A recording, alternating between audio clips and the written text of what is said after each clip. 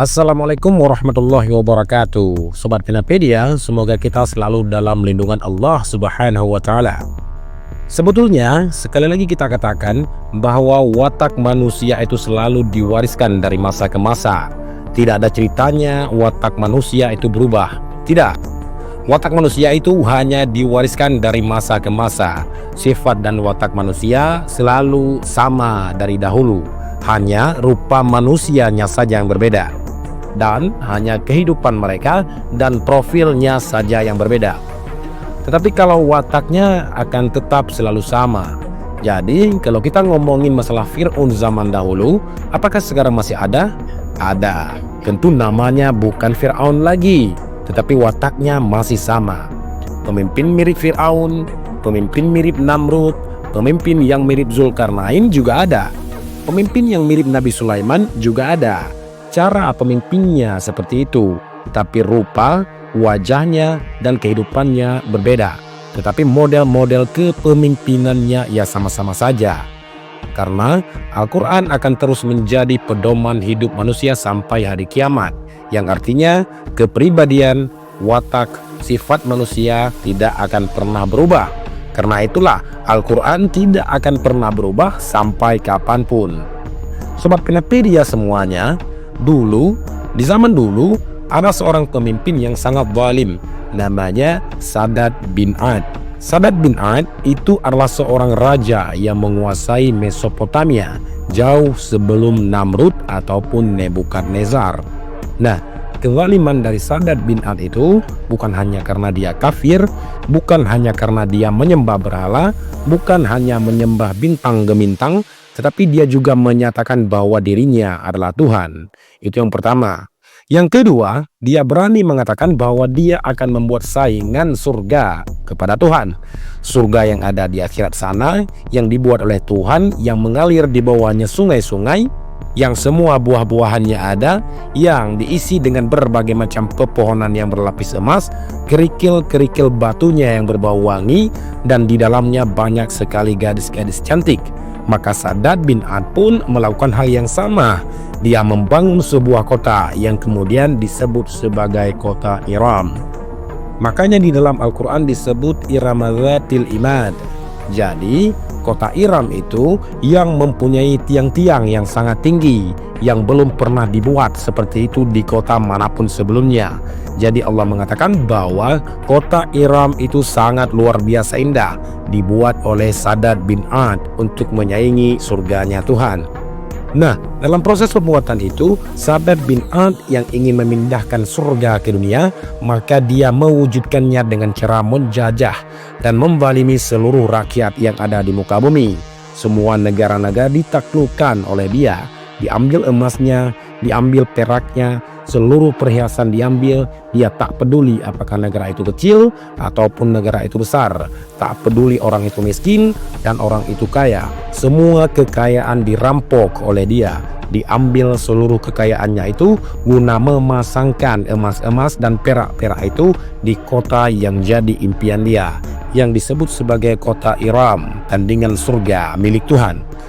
Pada akhirnya Sadat bin Ad itu dikalahkan oleh dua orang anak yatim dengan doanya yang sangat hebat. Jadi dua anak yatim ini adalah sudah miskin, tidak punya bapak, tidak punya ibu, hidup hanya dua batang kara, tidak punya apa-apa. Dia hanya mempunyai peninggalan dari kedua orang tuanya, yaitu kalung perak, dan kalung perak itu pun kalau dijual hanya cukup untuk menghidupi kedua orang ini dalam beberapa hari atau beberapa bulan saja. Tetapi kalung perak itu direbut oleh pasukan Sadat bin Ad.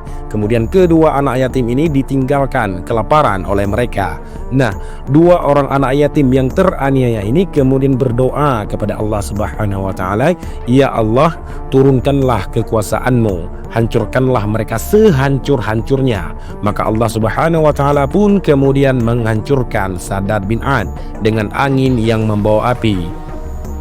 Maka angin yang membawa itu pun menghanguskan seluruh apa yang ada di dalam kota Iram, yang pada saat itu akan diresmikan oleh Sadat bin Ad dan juga pasukan-pasukannya, dan juga orang-orang yang ingin melihat keindahan surga yang dibuat oleh Sadat bin Ad. maka angin yang membawa api itu menghanguskan seluruh manusianya, dan angin-angin yang kencang itu pun menutupi kota Iram dengan debu-debu pasir, sehingga kota itu kemudian terpendam di bawah tanah. Itulah azab dari Allah Subhanahu wa Ta'ala disebabkan oleh kesombongan seorang manusia bernama Saddad bin Ad, yang dia mengatakan ingin membawa surga ke dunia. Nah, zaman sekarang Saddad bin Ad itu memang sudah tidak ada, akan tetapi diganti dengan Presiden Amerika yang bernama Donald Bebek Trump. Ya, begitu pokoknya. Dia menjanjikan satu hal, dia akan membumi hanguskan salah satu negara yang di sana banyak berisi anak-anak yatim, yang di sana banyak berisi orang-orang susah dan terus dijajah dan dizalimi. Donald Bebek Trump itu berjanji akan menghanguskan mereka, akan menjadikan neraka di negara mereka. Maka doa-doa anak yatim itulah di sana yang menangkal ucapannya Donald Bebek Trump. Nah, sekarang yang jadi neraka itu di mana? Justru di negara sendiri. Entah apapun yang membuat sekarang itu dunia terpana ke sana, yang sedang berlaku di sana. Bagaimana mungkin bisa api menghancurkan sebuah kota? Api yang awal mulanya kecil kemudian bisa menghancurkan begitu banyak kota, dan bahkan Amerika yang terkenal dengan peralatan-peralatan canggihnya pun tidak sanggup memadamkannya. Mari kita lihat apa hikmahnya Donald Bebek Trump dengan Saddad bin Ad. Ya, sama-sama sombong, sama-sama songong. Bedanya yang satu pengen bikin surga di dunia, yang satu lagi ingin membuat neraka di dunia. Tetapi azabnya sama, angin dan api yang menghancurkan kota kebanggaannya. Iya kan? Sama aja kan? Watak dan sifatnya sama. Bedanya, kalau dulu Saddad bin Ad mengaku dirinya Tuhan dan dia berusaha untuk menyaingi surganya milik Tuhan, maka dia membuat kota bernama Iram.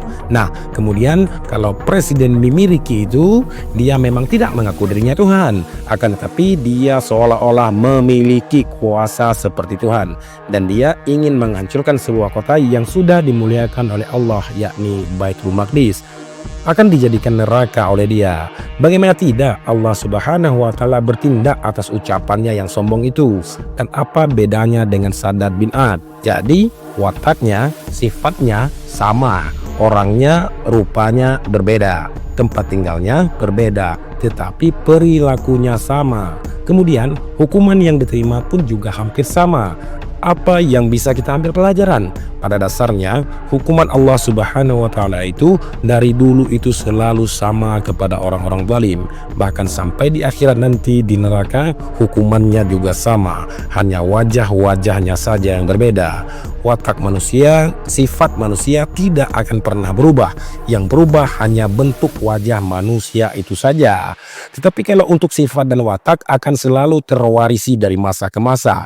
Makanya tidak usah heran dengan orang-orang sombong yang kemudian Allah Subhanahu wa Ta'ala hancurkan mereka sehancur-hancurnya karena kesombongan mereka. Karena itu sudah jadi sunnatullah. Sunnatullah itu adalah sebuah kebiasaan yang pasti terjadi atas izin Allah Subhanahu wa Ta'ala. Maka Allah Subhanahu wa Ta'ala memerintahkan kita, fasiru fil ardi fanduru kaifa kana akibatul mukadzibin. Maka berjalanlah kamu di atas muka bumi dan lihatlah akhir dari kehidupan orang-orang yang mendustakan ayat-ayat Allah Subhanahu wa Ta'ala. Wallahul muwafiq ila aqwamit thariq. Assalamualaikum warahmatullahi wabarakatuh.